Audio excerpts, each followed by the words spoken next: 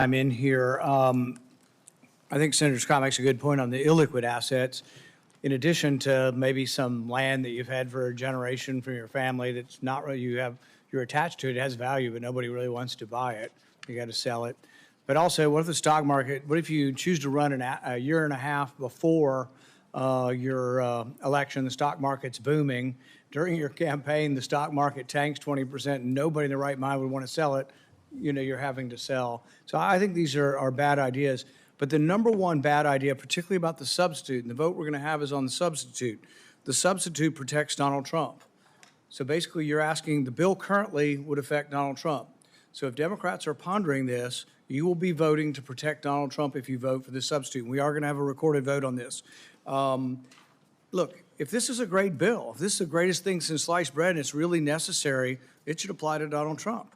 But the fact that they don't want to apply it to Donald Trump means that it's a really crummy bill and it would do terrible things to Donald Trump's finances. So if this is a great bill, let's apply it to the president. And you will have a chance on that. So we will have a vote, and the next vote is going to be on the substitute. The substitute protects Donald Trump.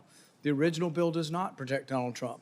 And so I hope everybody will think about that. I will oppose the substitute change because I think it should apply to everybody or nobody.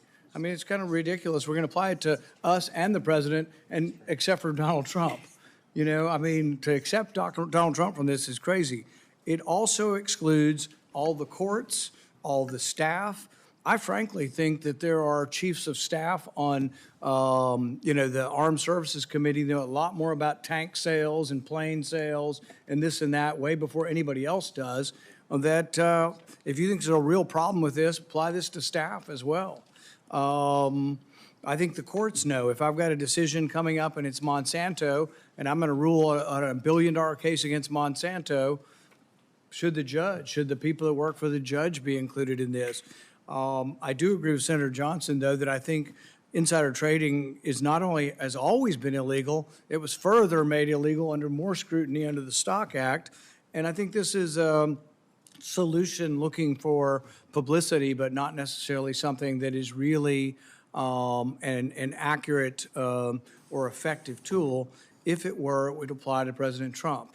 So the vote we're going to have is to be excluding President Trump from this bill. And if you think that's fair, vote for the substitute. If you don't think it's fair to exclude Donald Trump, I think we should vote against the substitute. Not because I have anything against Donald Trump, but because I think everybody should be treated fairly. Senator Slotkin.